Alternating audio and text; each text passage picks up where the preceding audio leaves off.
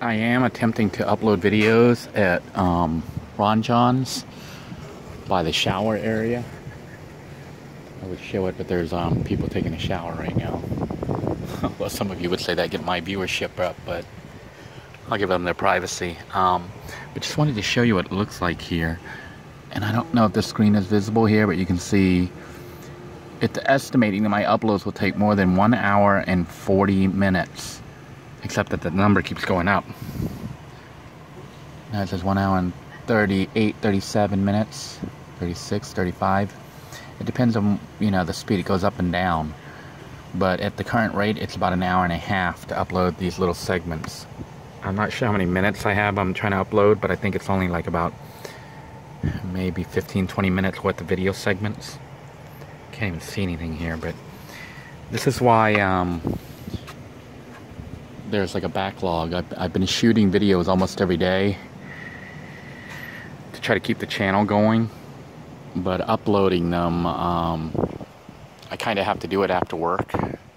And the library actually has the best upload. I know a lot of you keep saying there's free Wi-Fi, free Wi-Fi. Yeah, there's free Wi-Fi pretty much everywhere. McDonald's, Starbucks, whatever. They're even slower than here. Typically, the free Wi-Fi will depend on how many people are accessing it. That will determine the speed. But the other thing you need to realize is that they cap the upload speed. Now, your upload speed at your house, if you have Wi-Fi access, is actually quite a bit slower than your download speed usually. And the cable company or the for their internet and stuff do this on purpose. It's to try to keep people from setting up servers on their home network. And sharing it as a server with the rest of the world. They want you to pay for like a dedicated internet line versus using a cable modem or whatever. So they, cable modem, DSL, whatever you're using, they intentionally throttle down the upload speed, making your ability to run a server slower. And your ability to upload files becomes slower too. This is even worse when you're on free Wi-Fi. So this Ron John's location, what I have found, now it says about 36 minutes remaining, so it dropped off a whole hour. And earlier it said like, an hour and 40 minutes or whatever. So that number keeps changing up and down depending on how good the connection is, and it goes up or down. This location behind Ron John's here by the shower area, I'm testing out currently as a backup location for uploading when I can't be at the library or when the library closes, because it seems to have pretty decent speed. Speed is still slower than if you have a home network, but not that bad considering that I'm out here in a parking lot. And I think it's going to be less of an issue being out here, where I can just sort of sit back here and enjoy the beach over here, and feel the breeze, versus trying to sit down at McDonald's, inside McDonald's or Starbucks, or sitting in their parking lot. Little Blue 2 doesn't have air conditioning, so I'd have to sit out there in the heat. The other issue you're going to see is with the extremely long upload time, batteries run out. My notebook laptop can only hold a charge for about 2 hours at the most. I think 2 and 2.5 hours of charge to run video segments or whatever. So it usually doesn't even finish the upload and the laptop shuts down. Now I can try to upload directly from the phone, which I may have to do again in the future, but that's really not that convenient, because in the phone, when it saves the file, it saves it like with a date and a time and some weird, format. So the file names are just a bunch of numbers. Trying to rename them on the phone is kind of a pain. What I typically do is I copy everything to the laptop, then I rename them and sequence them for editing, to assemble them. Then I upload them. Now, YouTube is getting rid of their online video editor. So trying to shoot segments to assemble on YouTube is not going to work anymore. They're going to take away that ability on, I think, September 20th. So what I'm planning on doing is switching back to trying to upload with the phone. And then I'm trying to go online to rename them once I get them uploaded onto YouTube. But the segments won't be edited. I mean, they'll be edited in camera, which means I have to try to plan out segments and pause them and then continue filming versus shooting parts and then assembling them later. And edits aren't really going to be that good. There's really no editing other than in camera. The opening and ending screens with the logo and the click buttons and stuff like that. You can still, I think you can still have the click buttons and cards, but I won't be able to put the text and all that fancy stuff up to make it look pretty.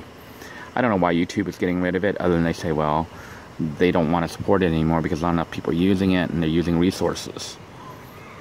I think they should just leave it and let the people who use it, but, you know, I'm not YouTube, and they've decided that it's not worth keeping it. So, sadly, we're going to lose editing ability unless I switch to downloading some kind of app that will work on my phone and allow me to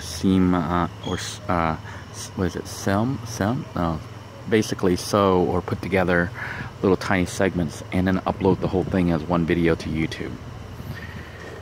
I know I don't want to download software for my laptop and work on that, just because that's even more, it takes a lot of power. My laptop runs off 120 volts, you know, with the adapter cable. So I have to run the power inverter. Like right now I have it hooked up to my I actually have it set up on my little mini desk. I don't know if you can see this. The desk is kind of a mess, but I actually can work back here. I was contemplating getting a seat and getting a little tube thingy to come up, and then you can just sort of sit back here and work in the desk area. But it's like a standing desk, and I don't have my keyboard out, but this thing was built for working back here. So I can work as a mini office. I don't know if you can see the little red over there. That's the inverter. And the inverter is on right now, powering the laptop because it was drained from the other day. So right now the laptop is pulling 49 watts. So, you know, I have my own power system, so I can run the laptop. Right now it's charging from the inverter. And no, I don't have a pure sine inverter or anything fancy. I went with the cheapest one I could find. I know a lot of people insist on getting like pure sine inverters because they have their computers on it. They say that the regular one, I guess it's, I don't know if it's digital or whatever, it can fry electronics. But I've been using this cheapo inverter with my laptop and stuff since Little Blue 2 was assembled, which is what, about 2 years now almost. Well, it's been one full year. I've been on a year and a half. It's been a year. Little Blue 2 has been assembled and used for a little more than a year on the road. And I haven't really had any issues with the inverter, other than it blowing a couple fuses, but I replaced the fuse and everything else is fine. Anyhow, just thought you guys should see. Let's see what the video time says for upload. Huh, it only says 18 minutes now, so I don't know. It says 18 minutes remaining. Oh, that's on that one video. Remember how it said 1 hour and 40 minutes? That was on one video.